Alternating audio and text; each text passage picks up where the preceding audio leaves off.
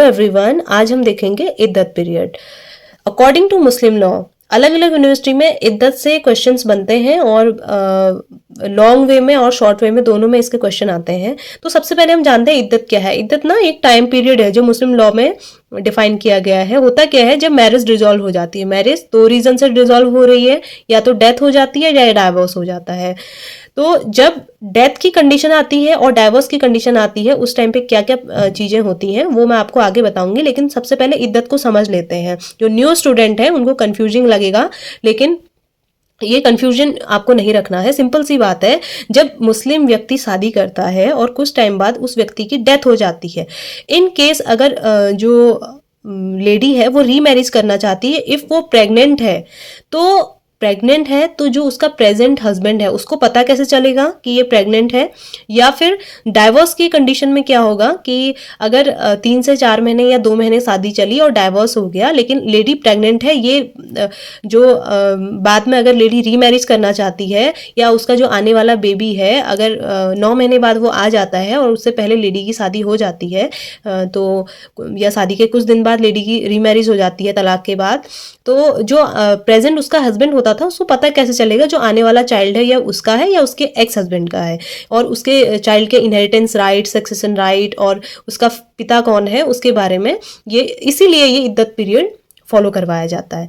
अब ये जो पीरियड होता है ये 3 महीने का होता है, 3 महीने का इसका ड्यूरेशन होता है। सबसे पहले हम जानते हैं तो प्रॉब्लम क्या होती थी।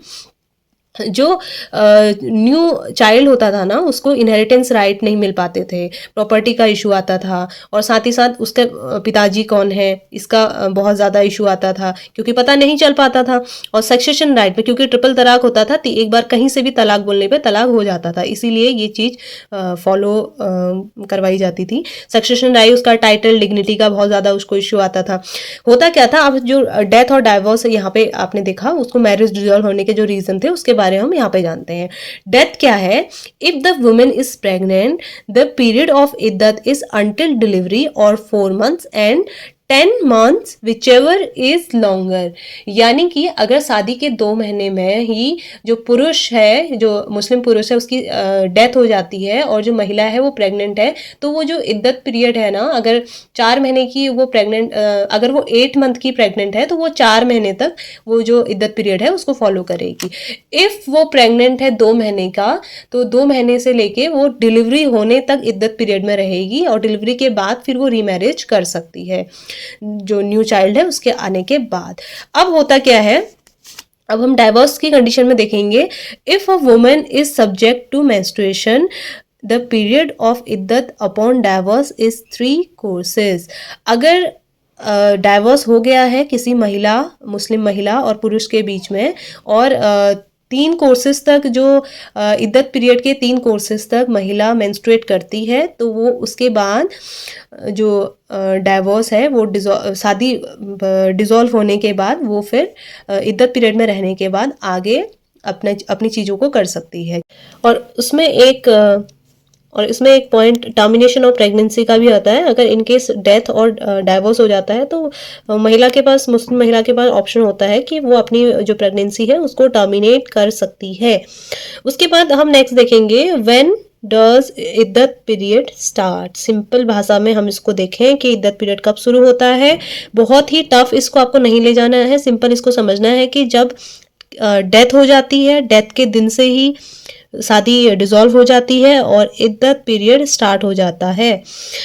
तो अगला पॉइंट इसमें आता है कि अगर डेथ की या डाइवोर्स की इंफॉर्मेशन महिला तक नहीं पहुंच पाती है, तो भले ही इंफॉर्मेशन कभी भी पहुंची हो, 2 महीने बाद पहुंची हो, 3 महीने या 15 दिन बाद पहुंची हो, और जो इद्दत पीरियड का टाइम है वो उसी दिन से शुरू होगा जिस दिन से डेथ या डाइवोर्स जो दे दिया गया था, वो जो डे था वहां से लेके जितने भी टाइम हो गया हो। मतलब अगर 3 महीने हो गए हैं तो वापस 3 महीने बाद अगर पता चल पा रहा है महिला को, तो 3 महीने से फिर से इद्दत पीरियड स्टार्ट नहीं करेगी। तो इसको आप, ये एक कंडीशन है, इसको आपको ऐसे नहीं समझना है कि डाइवोर्स तब होता है कि जब पता न चल पाए, ऐसा इसको नहीं लेना है। बस एक कंडीशन है यहाँ पे एक दी गई है मुस्लिम लॉ के अकॉर्डिंग कि जो जब भी डेथ हो जाए, भले ही 2 महीने बाद पता चले वाइफ को या कभी भी पता चले, लेकिन जिस दिन डेथ हो गई थी उसी दिन से इद्दत पीरियड लागू हो जाएगा और उसको वापस से इद्दत पीरियड स्टार्ट करने की आवश्यकता नहीं है।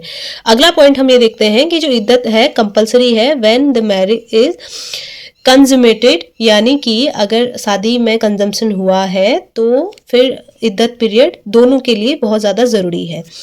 सबसे बाद जो सबसे इम्पोर्टेंट बात आती है वो आती है राइट एंड ड्यूटीज़ की, क्योंकि इद्दत पीरियड के दौरान वाइफ को मेंटेन जो करेगा वो हस्बैंड ही करेगा, ये हस्बैंड की ड्यूटी है मुस्लिम लॉ के अकॉर्डिंग।